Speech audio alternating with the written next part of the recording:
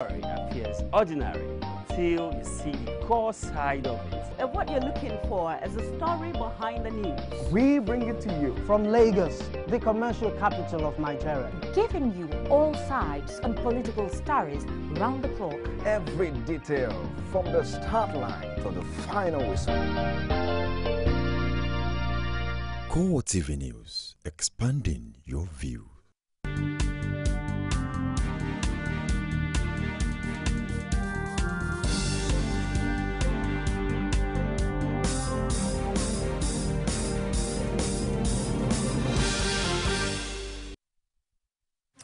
Hello everyone, I am Nifemi Oguntoye with the CoreTV Primetime News. In our major story, President Goodluck Jonathan assures parents of abducted Chibok schoolgirls of safe return home.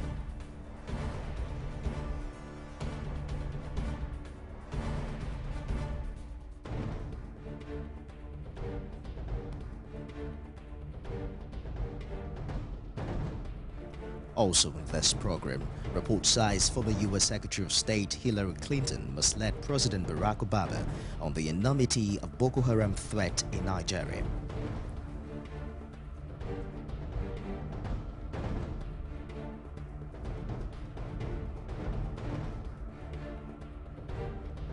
Presidency replies Buhari washes hands of impeachment of former Adamawa State Governor Murtala Yako.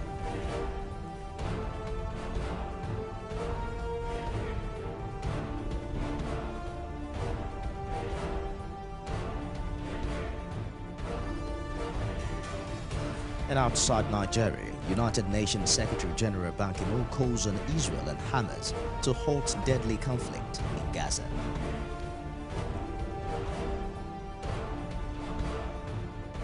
In business news, Central Bank of Nigeria retains monetary policy rate at 12% for the 17th time in a row. Story sports, Brazil appoints 1994 World Cup winning captain Carlos Dunga as national team coach. The show tonight in Abuja, where President Goodluck Jonathan has assured parents of the kidnapped Chibok schoolgirls that they would be brought back alive. Now, this was part of the promises he personally made during a long-drawn meeting with the parents and about 50 girls who were escaped from insurgents. The President reassured them of the federal government's determination and his personal determination to ensure that the girls that are still in captivity are brought out alive. He made it clear that that is the main objective of the government. Mr. President also used the opportunity to empathize with the parents, with the girls, and to reassure them that everything will be done to make things easier for them, particularly the ones that have already escaped and the ones that will also be rescued. Mr. President assured them that their education will not in any way suffer, and that after all of this has had a happy ending, because he believes, he is convinced that evil will never prevail over good. Meanwhile, the Bring Back a Girls movement has scheduled a number of events to commemorate the 100th day of the abduction of hundreds of schoolgirls from Chibok in Borno State. This, according to the group, is to amplify the voices of its members in demanding that the girls be brought home now and alive. The statement issued by the protest movement indicates that a press briefing would be held in Ibadan at 10 a.m., followed by a special sit-out ceremony at the Unity Fountain in Abuja at 3 p.m. In Lagos, the group has slated a remembrance service at the Wall of Missing Girls at Falamo Roundabout. That'll be at 4 p.m. as well as a candlelight vigil at the Nigerian Consulate in New York at 5:30 p.m. It added that there will also be events in India, Pakistan, the UK, and many world capitals in partnership with the UN Special Envoy's Office of Gordon Brown. An associate fellow of the Henry Jackson Society and Jamestown Foundation, Jacob Zen, says former U.S. Secretary of State Hillary Clinton misled President Barack Obama on the enormity of the threat of Boko Haram. The situation, he says, stopped America from coming to Nigeria's aid before the insurgency got out of hand. Zen made this allegation in his report exposing and defeating Boko Haram, Why the West Must Unite to Help Nigeria Defeat Terrorism, which was released by the Bao Group on Tuesday. Zen says Boko Haram, which has killed thousands of people this year alone, was not labeled a foreign terrorist organization for a long time, and this allowed the group to access finances almost unimpeded for the first 4 years of its insurgency. Clinton was Secretary of State from 2009, the year Boko Haram started its bombing campaign, till 2013, when the crisis had virtually gone out of hand. The U.S. only labeled Boko Haram and its offshoot Ansaru as foreign terrorist organizations on November 13, 2013, after Clinton's departure from office, making it a crime for Americans to provide material support to the group and enabling banks to freeze U.S. assets of the terrorists. Zen claimed that the U.S. State Department led by Clinton did not label Boko Haram a foreign terrorist organization because of the team's political interests and misguided theories about terrorism. He further alleged that Boko Haram received finances from domestic actors who oppose President Jonathan and foreign sponsors who want to see Nigeria divided and Western economic interests attacked. The All Progressives Congress, APC, says what is needed to effectively tackle the Boko Haram menace is new and imaginative thinking, instead of sticking to the same old way of doing things, which is what the federal government's $1 billion loan request represents. In a statement issued in Abuja by its National Publicity Secretary, Lai Mohammed, the party says while no reasonable person will argue against procuring modern weapons and other needs for the military, it's absolutely important to complement the military campaign against Boko Haram with political, social, and economic measures. This, according to APC, is against the backdrop of a sustained but failed military campaign to end the crisis which dates back to 2009. APC also want that by continuing to put undue emphasis on military campaign alone, the federal government is signaling a hardening of position, indicating that the crisis can only be resolved by a military campaign and foreclosing negotiation. The party added that unfortunately for the federal government, nowhere in the world has insurgency been defeated purely by military campaign, not even by the world's most powerful militaries. After the successful impeachment of the former governor of Adamawa State, Murtala Nyako, reports of impeachment threats are beginning to rise across the country. Rashid spoke with some leaders of the All Progressives Congress who outrightly blamed the ruling People's Democratic Party for the troubles of some APC governors. The news lately is centered on the impeachment fever that is gradually gripping some sitting governors. The most affected are the All Progressives Congress. Adamawa State Governor Murtala Nyako was successfully impeached by the State House of Assembly. The tension has now shifted to Nasarawa State, where Tankwal Makura is facing impeachable charges. But the Oyo State Governor, Abiola Ajimobi, reportedly being on impeachment radar, however, debunked such rumor as shallow and unfounded. It was just a ruse. It was just a cheap publicity. It can never happen. Tell me, remember I say so. It can never happen. I'm going to win second term. No impeachment. Another APC chieftain and a 7th senator, Sholade, using the Adamawa drama as a case study, says the impeachable offenses allegedly committed by Murtala Nyako is also being committed by President Goodluck Jonathan. The principal allegation against Governor Nyako was that he spent money that had not been budgeted for.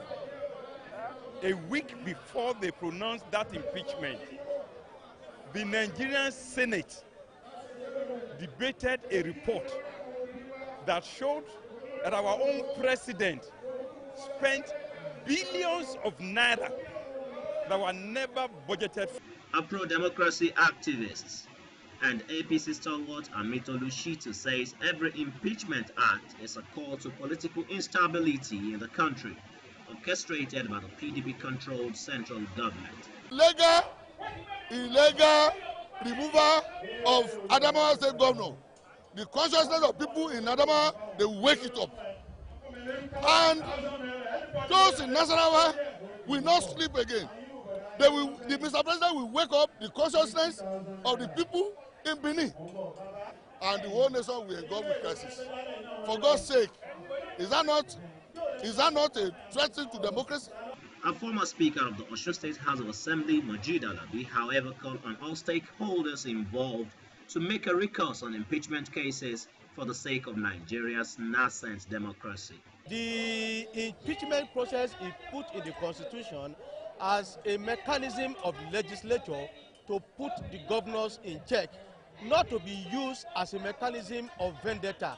It is not to be used as an instrument to use the legislature to hook them into taking action that are at variance with the popular wish of the mandate of the people. And that is why we must caution whoever, whether as an individual or as group that are behind this thing, that they should tread softly, because eventually the spate of impeachment without following the due process of the Constitution may consume the entirety of the democracy, and everyone will have him or herself to blame. Some observers say the rampant cases of impeachment threats across the country is a strategy adopted by politicians to clinch power in the 2015 general elections. Rashid, CoreTV News, Ejigbo. While the presidency has washed its hands of the impeachment of former Adamawa State Governor Murtala Nyako, it also insisted that it knows nothing about the impending impeachment of Nasarawa State Governor Tanko Amakura. Presidential spokesman Ruben Abati said this in a response to a statement issued by General Muhammadu Buhari on the political situation in the country. He described the claims as wild and totally unsustainable, while urging Buhari and his allies in the All Progressives Congress to put their house in order. Abati suggested that leadership crisis and internal contradictions in APC are responsible for what he termed its downward spiral. He insisted that President Jonathan has never recommended or promoted violence as a tool of political negotiation. The military has been urged to refrain from any act that would undermine the current democratic experience in the country. Lagos State Governor Babatunde Fashola gave the advice while hosting the Chief of Army Staff, Kenneth Minima, at the State House, Marina. Fashola says professionalism is needed to combat the current security challenges facing the nation. The military then owes an obligation to do everything that is possible to sustain the democracy, and to refrain from doing anything that undermines it, whether in the minds of the people or as a matter of fact. This institution has done very well for Nigeria as a body, but there are, like every institution, every family, there are bad eggs within the institution. They are in the minority, and we must continue to do everything possible to show them up for who they are. Minima says the visit to 81 Division, which covers Lagos and Ogun states, is part of familiarization tour of military commands in the country. And away from that story now, a colloquium was organized in honor of late civil rights activist Bamidele Aturu. The late lawyer was known for his fearless nature and fighting for the rights of the less privileged in the society. Olajumoke Olatunji attended the ceremony and brought back this report. Colleagues, human rights activists and friends gathered to pay tribute in honor of the late legal practitioner Bamidele Francis Aturu, who died on the 9th of July 2014 after a brief illness. It was titled BF Colloquium. Poems were recited and songs that reflect the sorrowful and painful loss of the late lawyer. A human rights activist, Femi Borishade, described Aturu as a brilliant and uncompromising fighter who will greatly be missed for his passionate love for the less privileged in the society. Bamidele Aturu, we shall not forget you. It is superfluous saying that the sudden death of Comrade Bamidele Aturu on 9 July 2014 at the young age of 49 is a monumental loss, not only to his immediate family, but also to the pro-democracy, labor, and human rights movement in Nigeria and internationally. Others say Aturu will be missed for his integrity. Well, it's a question of integrity. The man, if there's one person you can talk in terms of integrity, that is BF. In terms of integrity, honesty, and somebody whose yes was yes and no was no. He is one person again that will miss, because he too used the law to really push for the rule of law and of course for legal activism. He's the go-to guy when it comes to issues of activism and law. He's one of the people that you could rely on. So all that has been said about his integrity, his steadfastness, his adherence to his principles and his ideology. He's a quintessential, humanist. He's committed to any effort geared towards making humanity what it's supposed to be. He was a man of great conviction, a man of immense sincerity, a man of determination and capacity.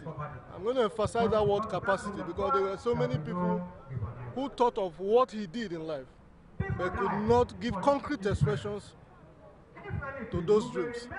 The Guardian also relates his relentless efforts in encouraging genuine and committed patriots who adhered to best practices in activism. Olajumoke Olatunji, CoreTV News, Lagos. Now, the disparities between southern and northern parts of Nigeria is set to be on the rise. In our next report, find out who said that and why. Coming up shortly. CoreTV News now provide a platform for live coverage of political rallies and electioneering campaign from anywhere in Nigeria. Political news stories, political editorial reviews, political discussions, personality profile, People's Parliament from the National, State and Local Government Assembly. Contact us now on 0803-471-8550 or 0803-724-9733. 01453-3407. Our 24-hour news station.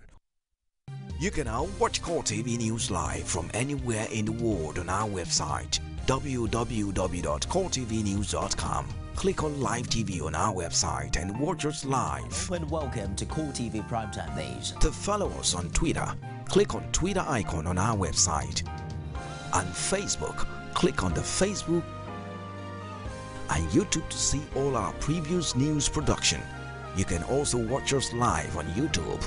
Click CoreTV, leave a space, then News. CoreTV News, our 24-hour news station. Nigerians continue to tonight, the city of Lagos once again Be the first to know.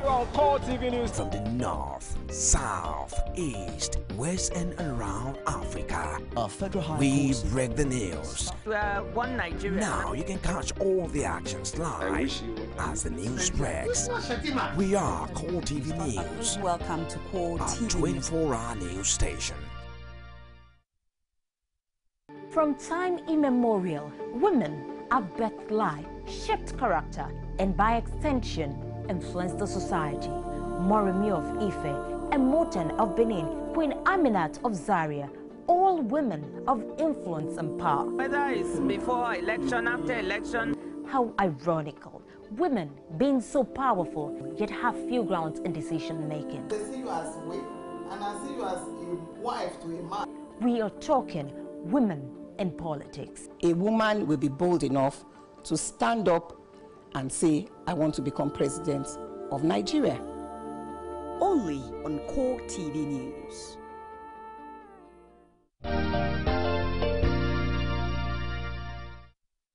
Welcome back. The World Bank says the disparities between southern and northern parts of Nigeria is on the rise. It specifically says in its newly released Nigeria Economic Report that the southwest is in the most advantageous position with fewer poor people, while the situation in the northeast is getting worse. The bank, however, insists that Nigeria has a positive economic outlook aside from recording some progress in poverty reduction. It's the second edition of the Nigeria Economic Report put together by the World Bank. The focus is on microeconomic situation and trends, but a major part of it is devoted to poverty in Nigeria. The bank notes that the country now has a larger and more diversified economy than previously thought. The size of GDP, which is 2013 equivalent to the U.S. $509 billion,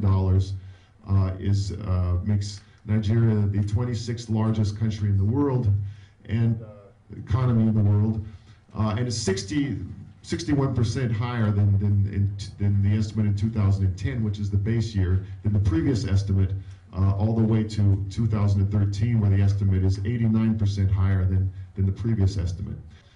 The distribution of growth is also much more diverse, with higher contributions from manufacturing and various services relative to previous estimates. Previous estimates assigned the majority of growth, 80% of growth, to trade, agriculture, and to telecommunications. The authors of the report are, however, puzzled that in spite of its size and wealth, Nigeria has a high poverty rate.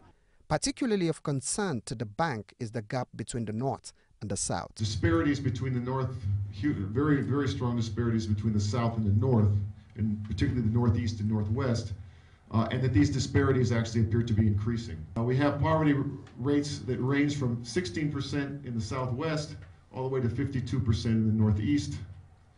And while the South and also North Central experienced declines in the poverty rate between 2010, 2011, and the 2012-2013, the poverty rate actually increased in the Northeast, and it's remained almost unchanged in the Northwest. The World Bank puts Nigeria's unemployment rate at less than 10%, but says underemployment is the real problem. But most Nigerians are doing something, right? So they are technically working. The problem is that a large share of the population is engaged in low productivity, low paying tasks. There is a shortage of high productivity jobs. The bank says Nigeria's economic outlook is positive, but wants more attention on improvement in key infrastructure and increased productivity. It also believes that agriculture holds the key to poverty reduction in the northern region, alongside improved security, especially in the Northeast. The Lagos budget performance for the last 6 months has been placed at 86%. Governor Fashola disclosed this while briefing the media after the quarterly budget review meeting. Fashola says the budget performance is evident with the completion of several capital projects. He added that the internally generated revenue has been instrumental to development in Lagos.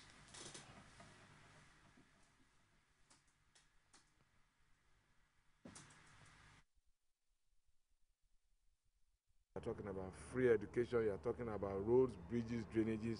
70% of what we have spent on governing Lagos has come from a common contribution, people's income. So people who come now and say don't pay tax, they don't like you, are the real enemies of the people.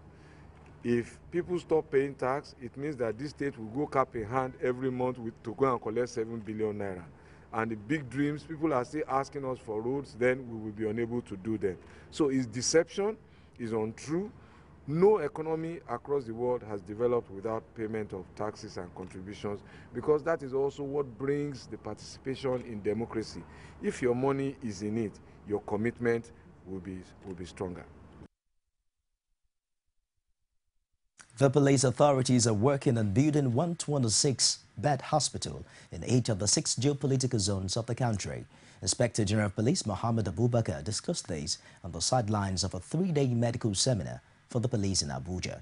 This, according to him, will ensure that all police personnel have access to quality healthcare services. Paul Sama has details.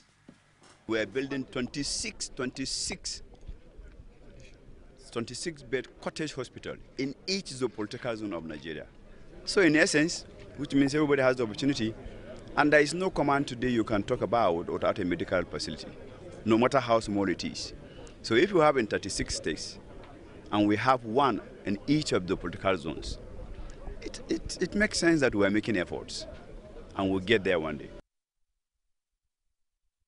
You're watching CoreTV Primetime News live from Lagos. Business stories are next, coming up shortly after this break.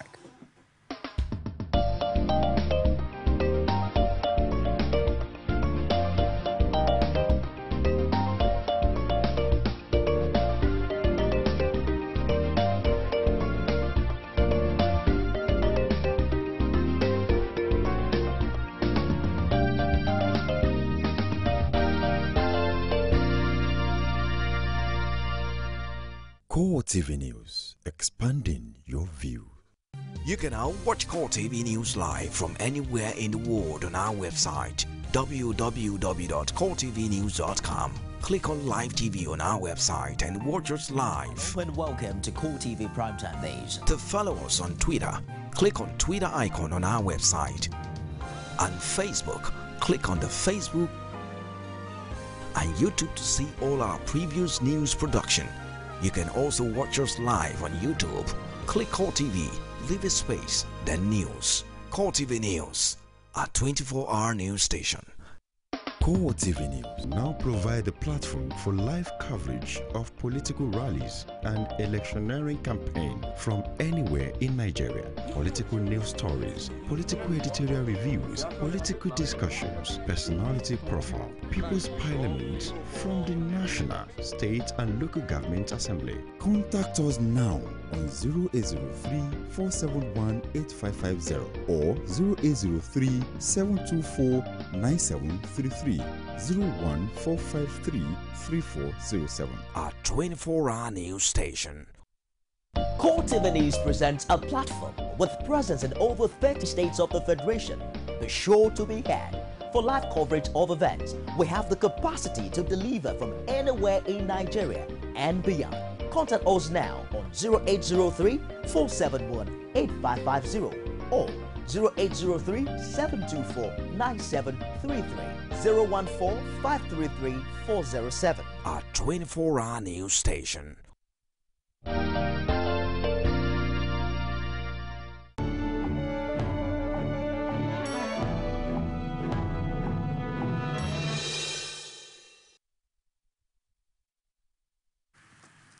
Hello there, you're welcome to the world of business with me, Sabena Izuku. The Central Bank of Nigeria has retained its monetary policy rate at 12% for the 7th time in a row. The Central Bank of Nigeria Governor Godwin Emefiele revealed this in Abuja at the end of the two-day Monetary Policy Committee meeting.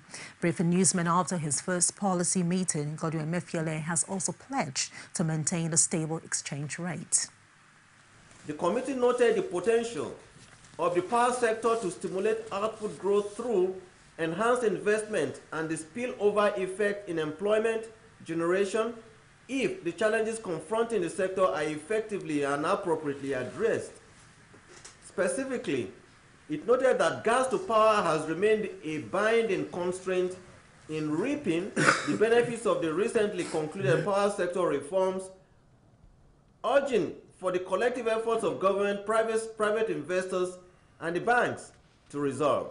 The policy direction of inflation, exchange rate, and interest rate must be seen not only in the context of price and financial stability, but also in enhancing the quality of life of Nigerians and promoting employment generation. On the Central Bank of Nigeria, the data from the Central Bank of Nigeria shows that the foreign exchange reserve climbed to $38.49 billion on July 18th, a 3.8% increase a month ago, when they were $37.09 billion, owing to a more stable local currency. The Naira has remained stable against the US dollar in the past 2 weeks, around 161 Naira 50 kobo to 162.25 kobo, supported by the slowing demand for the dollars and increased dollars flow from independent sources other than the central bank. Nigerians' foreign reserves were, however, down 18% year on year. The reserve stood at $46.93 billion on the 18th of July 2013. The federal government has expressed concern over the increased wage bill of about 1.2 million public servants, which rose from 857 million naira in 2009 to 1.8 trillion naira yearly. The Coordinating Minister and Economy and Finance Minister Okonjo-Iweala gave this position while speaking at the tripartite meeting held at the instance of the House Committee on Health, aimed at ending the 3-week-old nationwide strike embarked upon the Nigerian Medical Association, NMA. Okonjo-Iweala, who was represented by the Director General of the Budget Office, Bright Okugu, expressed concern over the incessant strike action embarked upon by the public servants from various sectors, blaming the hike in wage bill on the 2009 salary relativity and 18,000 minimum wage. She, however, noted the increase in wage bill resulting from the sectoral industrial action and the agitation for salary increase, if not addressed, would further aggravate the unemployment rate and reduce capital expenditure. The Nigerian Customs Service Federal Operation Unit Zone A, comprising Lagos, Osun, Oyo, Ondo and Ekiti State, has announced the seizure of 1,608 goods worth 936 million naira in the last 6 months. The statement by the Public Relations Officer of the unit, Agency Uche, on behalf of the Controller Nuhu Mahmood, said the seized items include bags of rice, frozen poultry products, vegetable oil, used tires, fridges, compressors, used vehicles and other general goods were brought into the country through unapproved routes. He also announced 111 arrests were made in connection with the seizure during the period under the review. Mahmoud said the seizures are valued at 613 million naira with a payable duty of 324 million naira, which represents over 50% positive difference when compared to the report of the corresponding year. And on aviation, the number of passengers who traveled by air to destination within the country in the first quarter of this year rose by 9% compared to the same period a year ago. The figures made available by the Federal Airports Authority of Nigeria FAN shows that 3.39 million passengers traveled through the nation's airport between January and March 2014. It represents a rise of 267,773 passengers compared to the 3.12 million recorded between January and March 2013. Earlier in the year, report shows the entry of some new airline operators into the domestic segment of the Nigerian aviation industry this year has led to over 56% crash in airfares on the domestic routes. The 1-hour flight, which before the entry cost between 18,000 naira and 25,000 naira, depending on when the ticket was bought, is now going for between 7,000 naira and 12,000 naira. According to the FAN statistics, 563,180 arrivals were recorded in January this year, while 564,199 departures were recorded in the same month. In February, 524,941 arrivals were recorded as against 546,036 departures, while 589,769 arrivals and 600,969 departures were recorded in March. The chairman airline operators of Nigerian, Captain Moji Megison, commended the coming of the new operators into the industry, stating it was a good development and healthy for the growth sector. National Automotive Council says 30 vehicle manufacturing plants will soon commence operation in the country. The Director of Policy and Planning, Lukman Mahmood, who made a disclosure in an interview, says the federal government is working towards facilitating the production of vehicle compartments at competitive prices through the Nigerian automotive industry and to create employment opportunities. Mahmood explained that prior to the pronouncement of the National Automotive Industry Development Plan in 2013, Nigeria has 14 existing plants across the nation. Mahmood added the motor assembly companies will come in with complete and semi-knockdown vehicles. Mahmood, however, added modalities have been worked out with all stakeholders in the sector to curtail smuggling of used cars, saying when stability is achieved and the demand from the market met, the manufacturers will buy the components parts locally.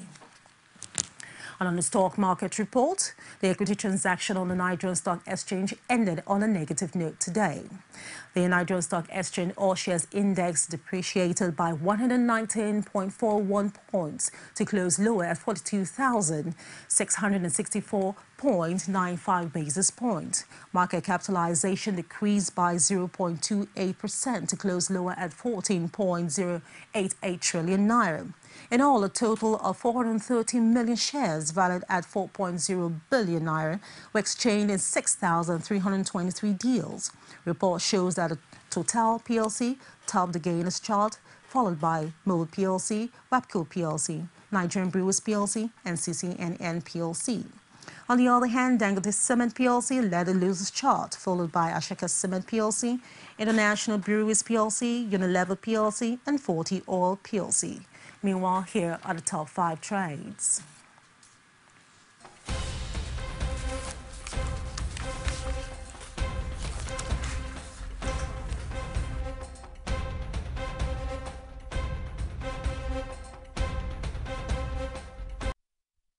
And that's it on business news. Now let's join Tulu Ojomi, who's standing by to give us all the details on the world of sports. Stay with us.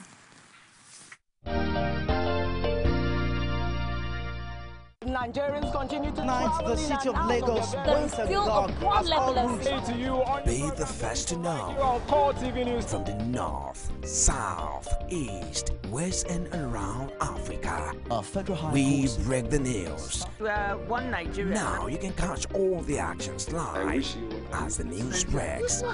We are CoreTV News. Welcome to CoreTV. A 24-hour news station.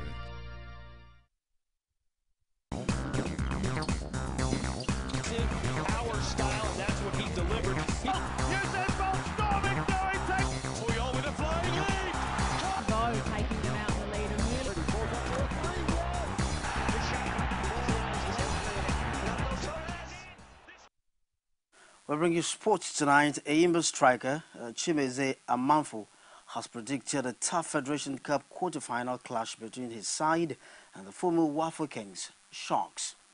Both Globe Premier League sides will engage each other in a titanic duel to decide who progressed to the last 4 of the annual football showcase on Wednesday in Abuja. The cup holders Ayimba saw Nembe City in the round of 16 tie, while the Garden City side dumped Giant Killers, Dynamite FC, to pave the way for the supremacy clash. Amanfo said the cohesiveness and understanding among his teammates will be decisive and sure to swing the pendulum to his side. The People's Elephants departed their Aba base on Monday to Abuja, venue of the Wednesday's Cup quarter-final clash against Sharks. Real Madrid attacker Cristiano Ronaldo has revealed that he wants to keep playing at the highest level for at least 6 or 7 more seasons and insists his injury problems are behind him. The prolific attacker was plagued by fitness issues in the build-up to the World Cup and failed to make a significance as Portugal crashed out in the group stages, with some reports even suggesting he was risking the remainder of his career by playing through the pain in Brazil. However, the 29-year-old has stressed that he is raring to go ahead of the new season and is eager to continue playing until well into his mid-30s.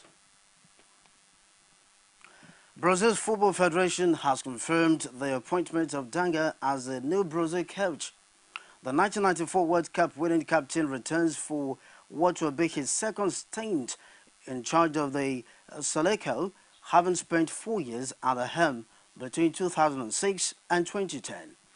He succeeds Luis Felipe Scolari, who left the post after failing to claim Brazil's first World Cup on home soil, following a humbling 7-1 defeat to Germany in the semi-finals.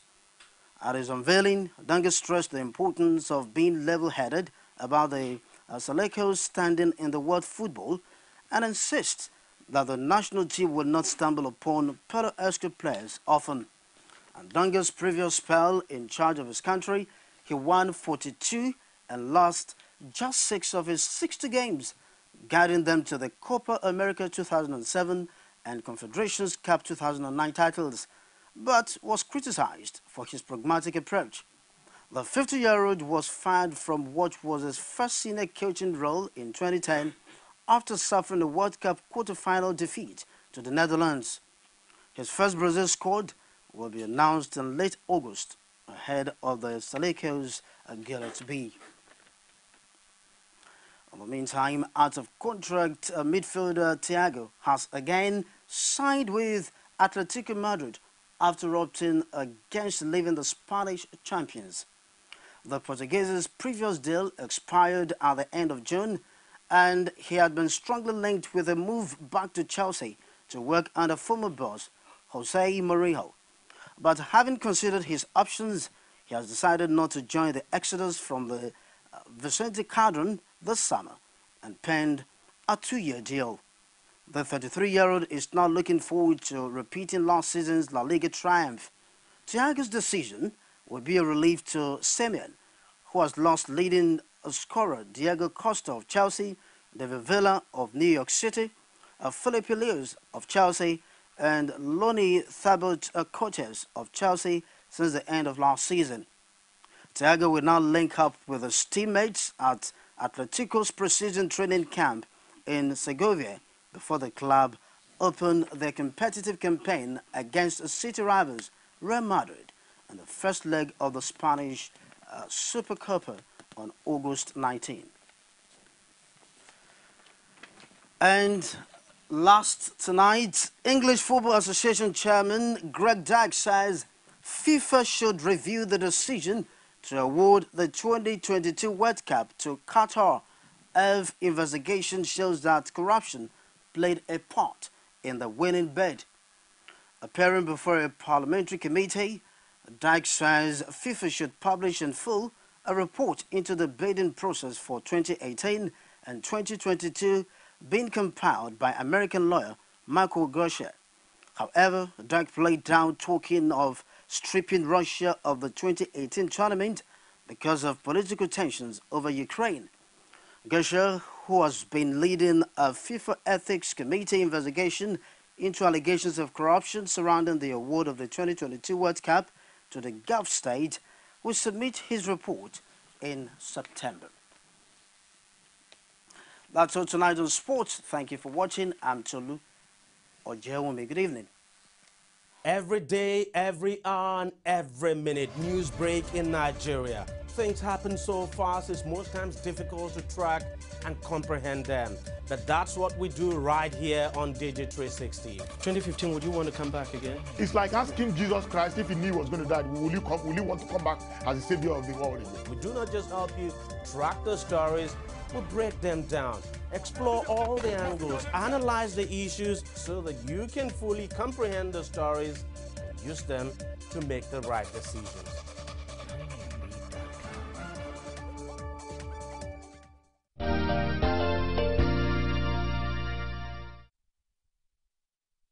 Welcome back. Outside Nigeria now, United Nations Chief Ban Ki-moon says Israel and Hamas should halt the spiraling violence in Gaza as they push diplomatic efforts to end bloodshed that has killed 620 Palestinians. Following top-level talks in Cairo, the UN chief headed to Israel to deliver his message in person as the 15-day conflict showed no sign of easing. As the conflict entered its third week, neither side showed any sign of willingness to pull back, with Israel refusing to halt its fire without finishing a ground operation to destroy tunnels used by militants for cross-border attacks. Even as the diplomats talked, Palestinian rockets continue to fall on central Israel, prompting United States carrier Delta to indefinitely suspend its fights to the Jewish state over security concerns. Meanwhile, European Union foreign ministers say they believe an arms embargo against Russia needs to be considered after the downing of a Malaysian airline planes widely blamed on pro-Moscow rebels. British Foreign Secretary Philip Hammond said the tragedy happened because of Russian support for the rebels. An EU leaders summit recommended that the European Union extended sanctions against Russia and Ukraine figures for their role in the crisis. But the downing of flight MH17 had changed the situation completely, Hammond said.